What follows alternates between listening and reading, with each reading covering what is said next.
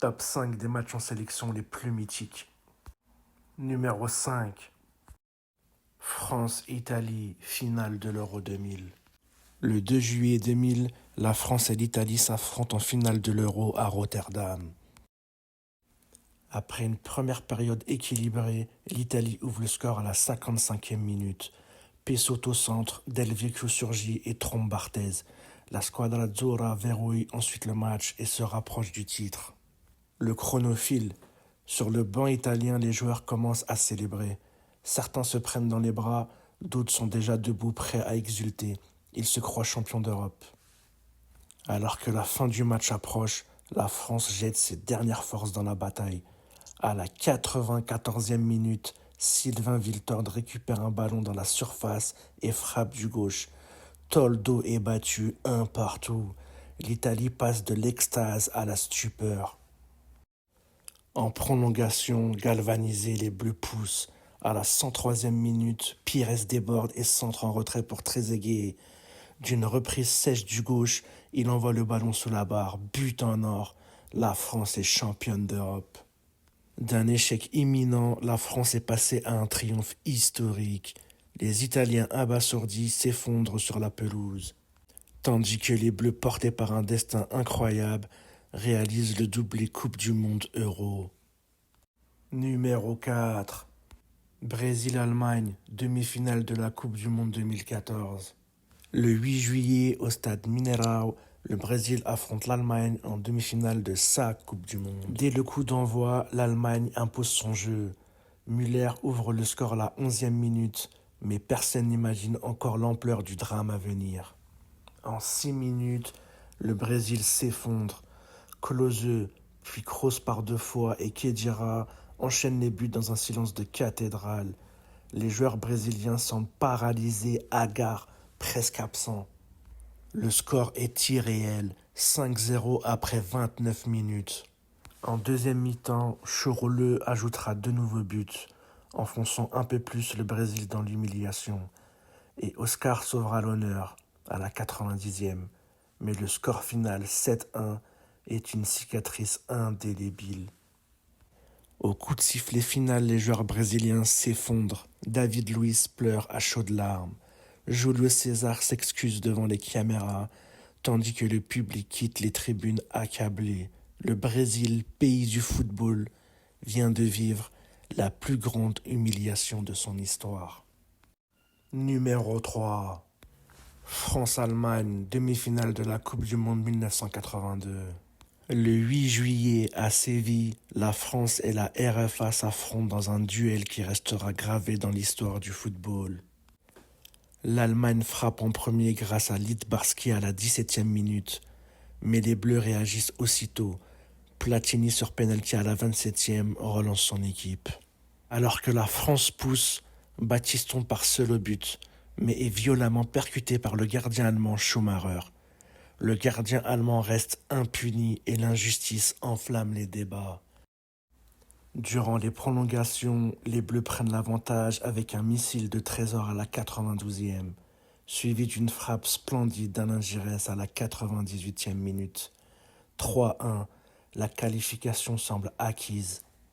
Mais la RFA réagit, Rummenigge à la 102e, puis Fischer à la 108e, ramènent les Allemands à égalité.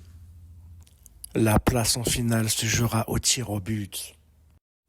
Dans une tension insoutenable, les deux équipes se rendent coup pour coup. 6e tir au but français, Maxime Bossis échoue. Roubaix ne tremble pas et la RFA l'emporte. Ce soir-là, la France a tutoyé la gloire avant de s'effondrer, victime d'une nuit de football aussi sublime que cruelle. Numéro 2. Italie-RFA, Coupe du Monde 70, demi-finale. Le 17 juin à Mexico, l'Italie et la RFA s'affrontent. Ce match entrera dans la légende comme étant considéré comme le match du siècle. Dès la 8e minute, l'Italie mène 1-0, puis résiste aux assauts allemands jusqu'à la 90e minute. Mais Schleninger arrache l'égalisation, envoyant les deux équipes en prolongation. Dans un festival de rebondissements, Müller donne l'avantage à la RFA, 2-1. Mais Bergnisch à la 98e et Riva à la 104e renversent la situation pour l'Italie, 3-2. Puis Müller à la 110e égalise, 3 buts partout. Le match est à son comble, mais moins d'une minute plus tard, Rivera d'une frappe imparable offre la victoire aux Italiens, 4-3. Un match entré dans la légende sous une chaleur écrasante, ce duel titanesque restera gravé comme l'une des plus grandes batailles du football, marquant à jamais l'histoire de la Coupe du Monde. Et pour donner encore plus d'amertume aux Allemands, Franz Beckenbauer terminera ce match le bras en écharpe, montrant un courage légendaire. Numéro 1. Argentine-Angleterre, quart de finale de la Coupe du Monde 86.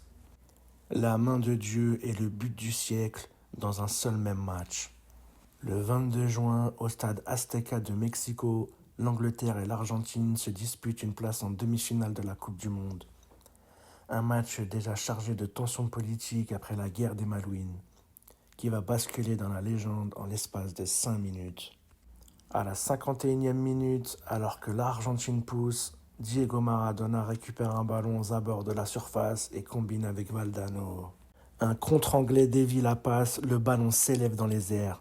Maradona, bien trop petit pour rivaliser avec le gardien Peter Shilton, saute et frappe discrètement le ballon de la main gauche, l'envoyant au fond des filets. Les Anglais protestent furieusement, mais l'arbitre tunisien Ali Benasser valide le but. Maradona, malicieux, lève les bras en signe de célébration. Comme pour masquer son geste, plus tard il déclarera « C'était un peu la tête de Maradona, un peu la main de Dieu ». 4 minutes plus tard, Maradona reçoit le ballon dans sa moitié de terrain côté droit. Puis l'exploit commence. Il accélère, élimine Beardsley, puis Reed. D'un coup d'épaule, il se défait de Butcher, puis feinte Fenwick à l'entrée de la surface. Arrivé en face du gardien Shilton, il pourrait tirer, mais préfère contourner le gardien et pousse le ballon dans le but vide. Un but venu d'un autre monde. 11 touches de balle, 60 mètres parcourus, 6 joueurs éliminés. L'Angleterre est abasourdie, le stade Azteca en délire. Ce but sera élu plus tard but du siècle. Gary Lineker réduira l'écart à la 81e, mais l'Argentine s'impose 2-1 et file en demi-finale. Ce quart de finale restera l'incarnation du génie et de la malice de Diego Armando Maradona, un mélange de tricherie et de pur talent, sculptant définitivement sa légende. Et voilà, c'était mon top 5 des matchs de légende en sélection. Si vous avez aimé, lâchez un like et dites-moi en commentaire quel match vous aurez marqué à vie. Et surtout, abonnez-vous pour d'autres histoires incroyables.